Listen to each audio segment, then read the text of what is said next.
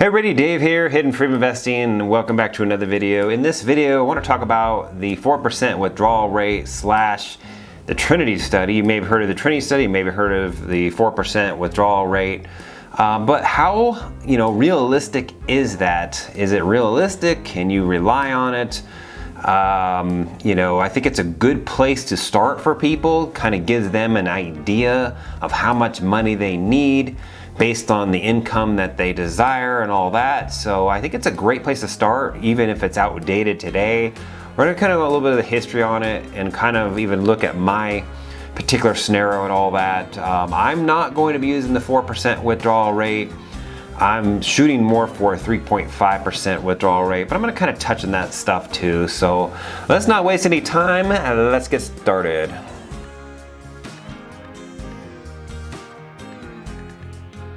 So right now, if you open an M1 Finance account, you'll get $50. I'll get $50 if you use my referral link. That only requires $100 minimum to open the account. So that's a 50% return on your money. That's a fantastic deal, and it runs till September 7th. And then after that, it drops to $30 per referral. The link is down in the description / first pinned comment if you want to open an M1 Finance account today.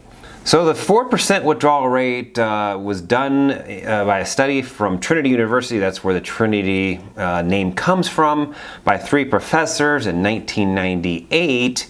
And what they did is they just kind of did a study, and the 4% rule withdrawal rate, or 4% withdrawal rate, was one of the things, the scenarios that they went through.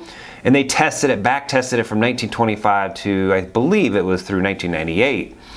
And they have since kind of done an update. I don't know if it was those people, but they have done an update through 2009, which would be kind of interesting. I'm not going to touch on that, but because, obviously we had the great financial depression, recession, or financial crisis, or whatever the heck that thing was. So this is based on a stock mix / bond mix, so stock / bonds. I don't know if there's exact percentages there, but obviously back in 1998, the bond rates and interest rate were quite high, because I remember those days. So here's interest rates in 1998. Look at that right there, 7%. And here are the bond rates for 1998 as well. So 5%, high was 5.8%. So those are really high, obviously. So, can the Trinity Study be, the 4% withdrawal rate still be used today? That's a good question, right? Because the interest rate were a lot higher there back then versus they are now. Pretty much they're non-existent now. 0.4% is what I get in my high yield savings account. A savings account, right? That's pretty much, banks and checking accounts, savings accounts are pretty much non-existent. So the Trinity Study, basically what they're doing is, the premise behind it is you're going to take the very first year you retire, you take out 4% that year, and then every year going since the first year, or every year consecutive, what the hell am I trying to say? Every year after the first year, you adjust for inflation based off the CPI. So if the inflation is 4%, 5%, well, that's kind of high, 2%, then you take your initial withdrawal rate and then take out additional 2%. So if it's 40,000 and then you add 2% to it, whatever the heck that is. Okay, now obviously there are some flaws possibly with the Trinity Study too, because everybody's scenario is different. Maybe you're going to spend more in year 5, you're going to spend more in year 10, or something like that. So really the Trinity Study is based off of the first year, and then everything is based off the CPI after that. So it's kind of pretty rigid, if you want to call it that. So what I would say is you need to be super flexible if you're going to use the Trinity Study, the 4% withdrawal rate, because obviously, in the first year or two, let's just say you retire, let's just say you retired in 2008, right? You take out your 4% at the beginning of the year, and then later that year we have the Great Recession, and that's going to literally hurt you. Now, obviously, the Trinity Study has been tested through 1925 through 1998, so it missed, obviously, the financial crisis, but it's been tested through a lot of other declines as well. The Trinity Study might actually fail In general, if you hit a recession right in the first year, the first few years are very crucial. You would probably be better off actually going back to work or going to some other country and geo arbitraging, or possibly even just cutting back your expenses if you can. If you've properly engineered your retirement like I have, right, then you would maybe even have some cash reserves where it could get you through a year or two where you don't need to withdraw from your portfolio. So I think being flexible is the name of the game here. I don't actually plan on using any bonds at all in my dividend portfolio, or even down the road. Probably, I don't know, maybe if interest rates come back up to this 5%, maybe I'll use bonds. But at this rate, yields are nothing. And so the place to be, honestly, in my opinion, is to be in equities. So that's where I'm at. And in general, if you stuck with equities, probably until the day you die, you're actually going to end up with a larger U-Haul following your hearse than if you did some sort of stock/bond mix anyway. So I don't know what your goal is. I don't know if you want to leave a big nest egg and pass it down, generational wealth, or you want to pull the Costanzas and spend every dime in retirement and die with zero, or even die with debt, right? So I don't know what your plans are, right? If you want to pass something on down to your kids or something like that, then maybe the stock mix is a better way to go, or the higher equity mix is way to go, versus in keeping those bonds a little bit lower. Honestly, I think the bond mix is just that it's old information. I know that probably like Dave Ramsey or something even talks about it or whatever, but bonds are they've fallen out of season. They've fallen out of I don't know what I'm trying to even say. They're falling out of something, right? Like they're not yielding anything, so why the heck would you even use them? Yeah, it might smooth the ride out a little bit, but in the end, you're gonna have a larger U-Haul following your hearse, right? If you use bonds, say that you follow the old adage of, okay, I'm 60 years old, I should have 60% bonds and 40% equities. I think that is complete bogus information, based off of old information. Mutual funds based off of when interest rates are high, based on when bond rates were high, right? So I think it's old information. I'm not using it at all. Matter of fact, I'm going to stick to equities and income ETFs, and I'm going to bleed off the income ETFs as I go, which I've talked about in plenty of my other videos. You can look at those videos up here, or the playlist up here if you want. I want to kind of touch a little bit in this video, but the premise behind this video is to not really talk a lot about my scenario, but I want to kind of just bring some of this stuff up because you really need to think about it, right? So the 4% rule should let you live in retirement for about 30 years if you follow those rules, okay? 4% withdrawal rate the first year, and then after that, it's all based off of the CPI, and you adjust it every single year. So that should last 30 years. And so how you come up with those numbers is you take whatever your expenses are. Let's just say you want to withdraw $40,000. You times that by 25, and that gets you the amount of money that you need to invest or have invested to last those 30 years. Okay, now I know that's been made pretty popular by Mr. Money Mustache. Maybe even go with less, maybe even go Curry Cracker, Mr. 1500, possibly even Root of Good. I don't know if J.L. Collins talks about it, but it sounds like something he would talk about. Are you planning on using the 4% withdrawal rate? Comment below. Go ahead and like and subscribe and set that bell notification. So looking here at my dividend portfolio, obviously, let's see here. We need to go to net worth here. And we'll scroll down the bottom. Now I've showed this in information in other videos. I even actually give this net worth video, I even give this net worth spreadsheet away. I'll link it down in the description of the first pinned comment if you actually want to just download it, because it has the Trinity Study or the planned withdrawal rate information here. Let me make that just a little bit bigger here. Okay. All right, so I came up with these numbers here just as a guideline, okay? The Trinity Study, if anything else you take from it, it's a great guideline to get started with, okay? You say, okay, I want $60,000 in retirement. There you go. You times it by 25. That gives you the amount of money that you need to shoot for to retire early or right on time, preferably early, right? So it's a great place to start. And let me just use some examples here. $30,000 and a 4% withdrawal rate, you times that by 25, you come out to $750,000, okay? So you have $750,000 in stocks right now. You only need $30,000 to live. Hey, guess what? You're retired right now, all right?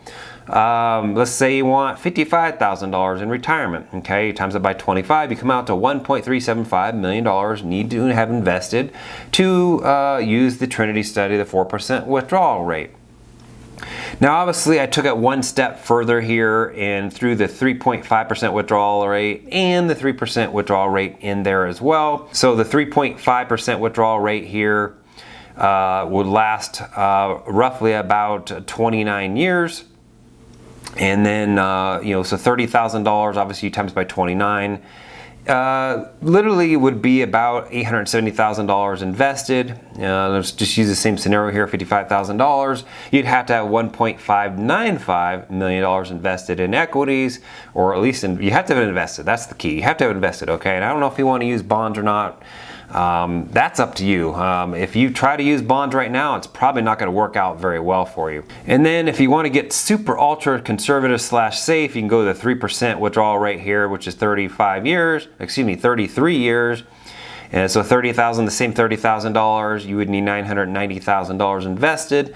And then the same $55,000 withdrawn, you would need $1.815 million invested to get $55,000 at the 3% withdrawal rate. So you can see the numbers here get changed quite considerably based on your planned withdrawal rate.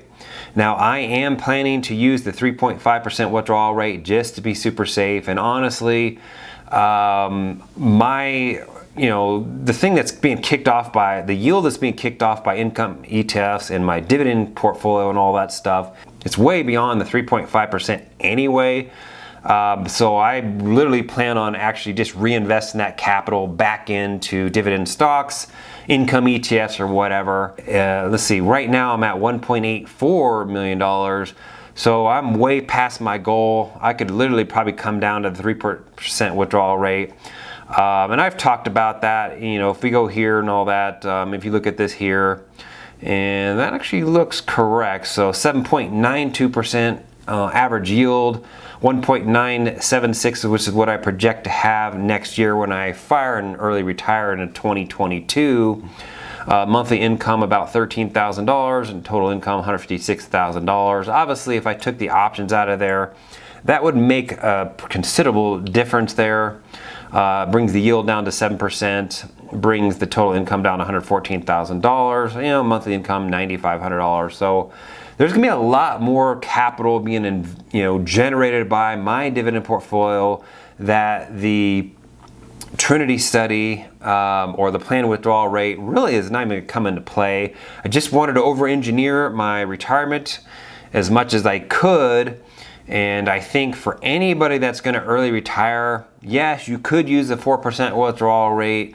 Let's just say you're 30 years old, you've saved up $875,000, you only need $35,000 to live. Well, guess what? That probably would work. But do you really want to chance it? Do you want to have to go to work in 10 years or 15 years after you retire? Obviously, your skills are going to dwindle and all that stuff. So that's not something you really want to deal with, right? Obviously, if there's some medical issue or something like that, then maybe you need to go back to work to get health care. I don't really know. So why not just try to over-engineer retirement a little bit, okay? So if you're 30 years old, I would say if you're anywhere in your 30s, I'd say shoot for 3 to 3.5%. If you're in your 40s, I'd say, try to go for 3.5% withdrawal rate. I'd say if you're in your 50s and beyond, the 4% withdrawal rate probably should be safe regardless, right?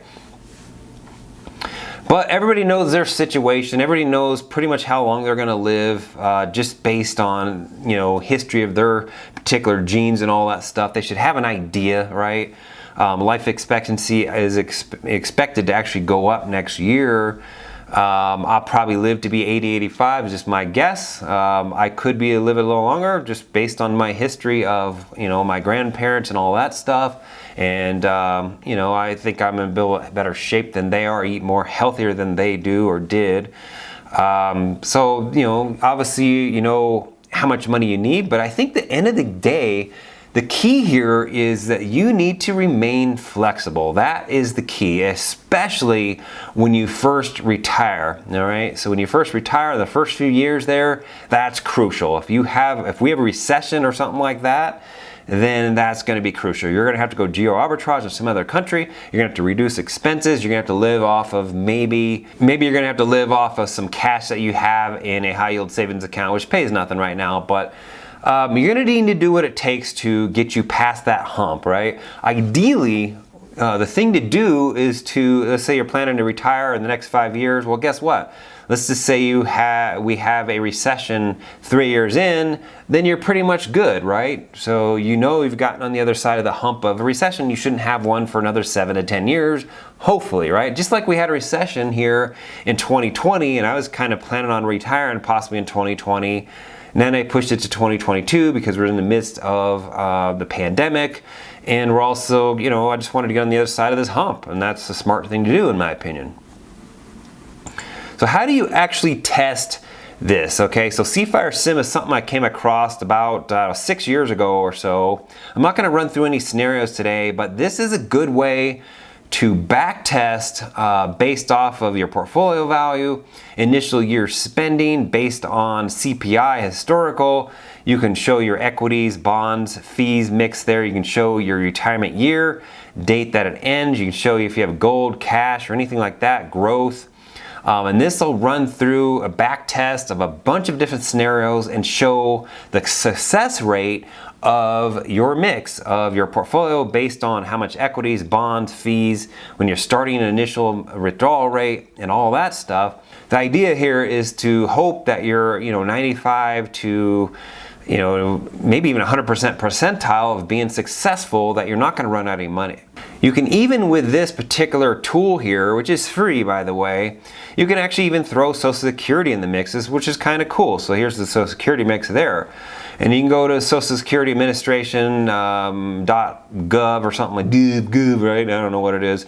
It's one of those, and you can actually download your earnings history right there. And you can kind of have an idea of how much money you're going to get from Social Security. You can throw those in the mix as well.